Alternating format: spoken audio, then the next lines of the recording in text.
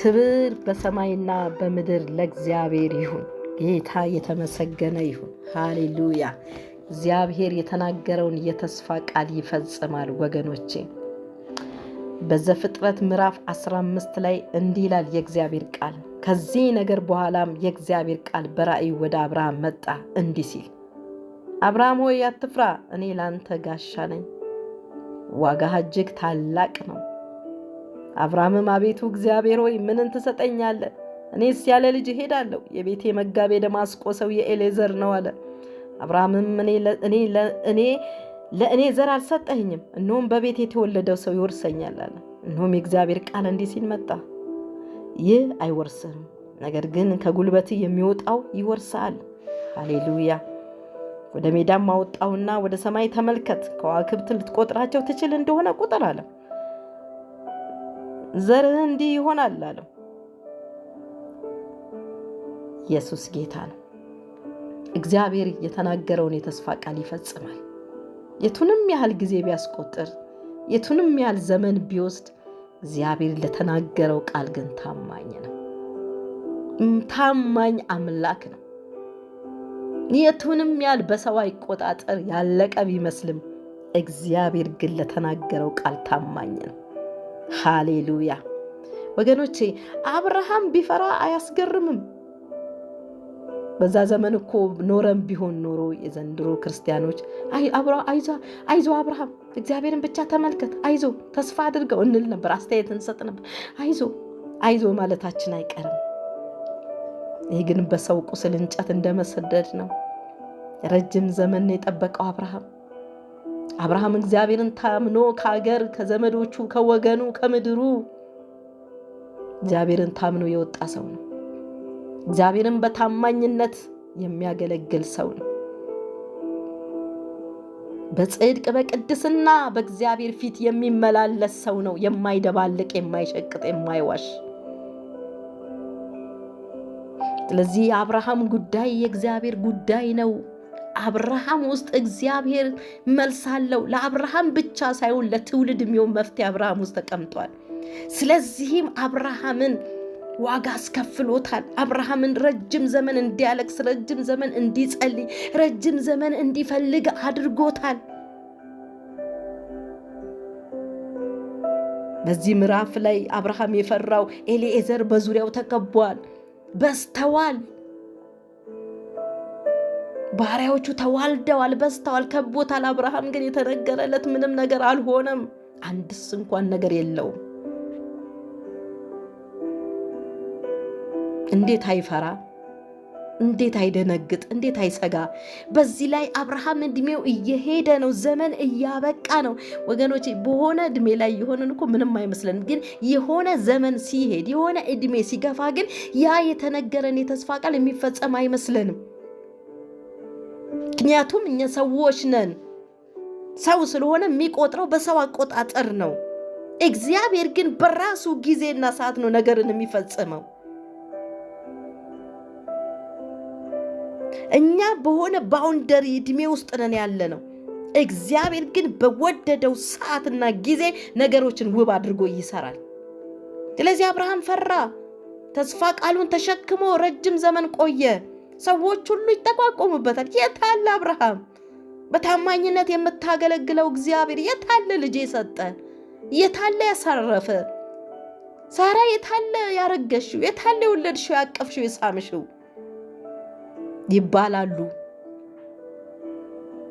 በዛን ዘመን በጎረቤት በተለያዩ ሰዎች አስተያየት መሰጠቱ የማይቀር ነው። ስለዚህ ከባድ ነው። ተስፋ ያስቆርጣል። በቃ የኔ ነገር እንዲህ እንዳለ ልወርድ ነው፣ የኔ ነገር በቃ በዚህ ነው የሚያከትመው የሚያስብል ሁኔታ ነው። እግዚአብሔር ግን እየመጣ ተስፋውን ያድስለት ነበር። እየመጣ ኃይሉን ያድስለት ነበር። እየመጣ ቤቱን ትዳሩን ያድስ ነበር። አብርሃም ሆይ አትፍራ። እግዚአብሔር ራሱ በራእይ ይገለጥለት ነበር። አትፍራ፣ እኔ ላንተ ጋሻ ነኝ። ሃሌሉያ። እግዚአብሔር ጋሻ ከመሆን በላይ ምን የሚያስደስት ነገር አለ? ምን የሚያኮራ፣ ምን የሚያቆም፣ የሚያጸና ነገር አለ? እግዚአብሔር ራሱ ዋጋ ከመሆን በላይ ምን ቫልዩ አለ በዚህ ምድር? ሃሌሉያ። እኔ ላንተ ዋጋ ነኝ አለ አብርሃም። ያንተ ዋጋ ያንተ ተመን ምድር የምትሰጠው ተመን አይደለም። ሰዎች የሚሰጡት ቫልዩ አይደለም። ያንተ ቫልዩ እኔ ራሴ ነኝ፣ ከኔ ጋር ነው ኢኩቫለንቱ ይለዋል። ሃሌሉያ። አብርሃም ይጸና ነበር፣ እምነቱ እየጨመረ መጣ። እንግዲያውስ የኔ ሪዋርድ አንተ ኮንክ ጠብቃለሁ ያለ ይመስላል። ዛሬም እግዚአብሔር የሰጠን የተስፋ ቃል ብዙ አለ ወገኖቼ፣ የተስፋ ቃል አለን። ኖ ቂል ሆኖ ነው ወይስ ኖ ሞኝ ሆኖ ነው? በዚህ ዘመን ቃላት ቢሆን እርግጥ ነው በዛን ዘመን የነበሩ ሰዎች በሙሉ አይቂሉ አይሞኙ ሳይሉ አይጅላንፎ ቤትህን አትስራና ህንፃን በህንፃ ላይ አትደርድርና ነገርህን አትሰብስብና አታከማችና ሳይሉት አይቀርም። በርግጥ በዚህ ዘመንም ስማርት በሆነበት በዚህ ዘመንም እግዚአብሔርን ማገልገል ለእግዚአብሔር መታዘዝ ስለ እግዚአብሔር ለሰዎች እንኳን አንዲት ደቂቃ ወስዶ መጸለይ እንደ ሞኝነት የሚቆጠርበት ዘመን፣ ጅልነት ቂልነት ተደርጎ የሚታይበት ዘመን፣ ዓለም ሁሉ በረቀቀችበት በዚህ ዘመን፣ በኦንላይን ላይ ቁጭ ብለ ዶላር በምሰበስብበት በዚህ ዘመን፣ ቁጭ ብለ ሂሳብ በምሰራበት በዚህ ዘመን ሞኝ ነው እንዴ ዝም ብሎ በታማኝነት ጓዳውን ዘግቶ የሚያለቅሰው የሚያነባ? ኢየሱስ ጌታ ነው። ዛሬ ሞኝ ነው የሚሉ ሞኝ ናት የሚሉ ብዙ አሉ። ግን እግዚአብሔር ተስፋን የሰጠ ተስፋን የሚፈጽም አምላክ ነው። ሞኝነት አይደለም። ሞኝነት ሆኖበት ሳይሆን አንድ ጊዜ ትእዛዝ ተሰጥቶት ነው። ትእዛዝ ወርዶበት ነው፣ ወዶ አይደለም። ባለራይነት ወይም የእግዚአብሔርን ነገር ይዞ መሮጥ ማገልገል ወርዶበት ነው። በቃ አጀንዳ ተሰጥቶት ነው። ከሰማይ የሆነ አጀንዳ ወርዶበት ስለሆነ ያ ሰው ሊያርፍ አይችልም። ያ ሰው ሊቀመጥ አይችልም። ያ ሰው ወደ ሌላ ቢዝነስ ሊሄድ አይችልም። ምናልባት እንደ ማርያም ስራ ፈትነች ብላ ማርታ እንደኮነነቻት ምንድነው ስራ መፍታት? ምንድነው ስራ ፈቶ ዝም ብሎ አገልግሎት ጌታን ማለት ሊያስብል ይችላል። ግን አይደለም። ማርያም መልካሙን መርጣለች፣ ከሷም አይወሰድባትም። ማርታ ሆይ ስለምን ትቅበዘበዥ ያለሽ? የሚያስፈልገው አንድና ጥቂት ነገር ነው፣ እርሱንም ማርያም መርጣለች አላት። ኢየሱስ ጌታ ሃሌሉያ። የመረጥነው ጌታ መልካም አምላክ ነው። የመረጥነው የከበረ ነው። ለዘላለም ከኛ የማይወሰድ ነው። ሁሉ ነገር እዚህ ያበቃል። 80ና 70 በሆነ እድሜ ውስጥ ነገሮች ይጠቀለላሉ።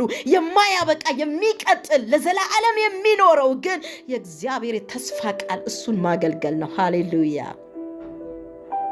ኢየሱስ ጌታ ነው። ወገኖቼ ራእይ ወደ ፍጻሜው ይገሰግሳል። ወደድንም ጠላንም ዕንባቆም እንደተከራከረው ክርክርና ምዕራፍ 2 ላይ እንደተመለሰለት ራእዩ ወደ ፍጻሜው ይገሰግሳል። በጽላት ላይ ግለጠው። አይዋሽም ማለት እግዚአብሔር አይዋሽም። እኛ ልንዋሽ እንችላለን። በዙሪያችን ያሉ በእኛ ነገር ላይ ሊዋሹ ይችላሉ። እግዚአብሔር ግን አይዋሽም። ይዋሽ ዘንድ ሰው አይደለም። ይዋሽ ዘንድ አመፀኛ አይደለም። እግዚአብሔር ለተስፋ ቃሉ ታማኝ ነው። ለተናገረው ነገር ታማኝ አምላክ ነው። ይመጣል እግዚአብሔር። ለዚህ ነው ይመጣል። በርግጥ አይዋሽም። ጠብቀው ባለ ሲያጸና ከብዙ ክርክር በኋላ ጠብቀው፣ አይዋሽም። ራእዩ ወደ ፍጻሜው ይገሰግሳል። ሃሌሉያ ወገኖቼ፣ እግዚአብሔር ታማኝ አምላክ ነው። እግዚአብሔር የቱንም ያለ ዘገየ ይምሰል እንጂ ወደ አብርሃም ቤት መጥቷል። አልመጣም? መጥቷል። ጊዜው ደርሶ ወደ አብርሃም ቤት መጥቷል። ሳራም አርግዛ ይስሐቅን ወልዳለች። አብርሃም በስተርጅና የከበረውን ኢየሱስ ክርስቶስ የሚታየበትን የእስራኤል መሲህ የሆነውን እስራኤልን የሚቤዠውን ኢየሱስ ክርስቶስ በይስሐቅ ውስጥ አብርሃም አይቷል። ሃሌሉያ። የቱንም ያህል ይዘገይ እንጂ ሐናም ሳሙኤልን ተሸክማለች። ቀንዴ በእግዚአብሔር ከፍ ከፍ አለ፣ አፌ በጠላቶቼ ላይ ተከፈተ። አትታበዩ፣ በኩራትም አትናገሩ ብላለች። ካህኑ ኤሊ በኩራት ሲናገርባት ነበራ፣ ሲያሽሟጥጥባት ነበራ። እስከ መቼ ነው ያንቺ ጥያቄ የማይፈታው? እንቆቅልሽሽ የማይፈታው? ስካርሽ ካንቺ የማይሄደው? እስከሚላት ድረስ ተሾፎባት ነበር። ለዚህ ነው አትታበዩ፣ በኩራትም አትናገሩ፣ ዝም ወይ ዝም። ነካታ። አልመጣም እንዴ? ወደ ሐናም እግዚአብሔር መጣ። ከዘመናት ዘመን በኋላ እንቆቅልሿን ጥያቄዋን ሊፈታ እግዚአብሔር ወደነ ሐና ቤት መጣ። ሐናንም አሰባት፣ አፏም ተከፈተ በጠላቶቿ ላይ። አንዳንድ ነገር ስለማይገባን አስተያየት ባንሰጥ ወገኖቼ ጥሩ ነው። ዝም ብንል በእግዚአብሔር ስራ ላይ ዝም። እሱ አዋቂ ነው፣ ስራውን የሚመዝን ነውና እሱ ከምድር ጫፍ እስከ ጫፍ ጦርነትን ይሽራል አለች። አይታ የማታውቀውን የፕሮፌሲ ጸጋ ተቀበለች። መንፈስ ቅዱስ ወደ እርሷ መጣ። የዘመናት ጥያቄዋን ሲፈታ፣ ቀንዷን ከፍ ከፍ ሲያደርግ፣ አፏን በጠላቶቿ ላይ ሲያስከፍት፣ አቤት የሚገርም ድንቅ ነው። እግዚአብሔር ይመጣል ወገኖቼ፣ ይመጣል እግዚአብሔር በጉዳያችን ላይ ይመጣል፣ በጥያቄያችን ላይ ይመጣል፣ በተሰጠን የተስፋ ቃል ላይ ይመጣል፣ በምንጠብቀው ላይ ይመጣል። ላጃካቱ ባሼክራዳ ላባያ እግዚአብሔር ይመጣል። የሚመጣውን ጌታን ጠብቀው። ስለ ሰዎች፣ ስለ ምድር፣ ስለ ዓለም፣ ስለ ቅዱሳን፣ ስለ ሁሉም እግዚአብሔር ስለሚመጣ እግዚአብሔርን በጽናትን ጠብቀው። ጸጋው ይርዳን፣ ጸጋው ያግዘን፣ ጸጋው ትከሻችንን ያስፋ። ጌታ ኢየሱስ ክርስቶስ ለዘላለም ይባርካችሁ። ተባረኩ። እንቀጥላለን። ጌታ በሰጠን መጠን ተባረኩ።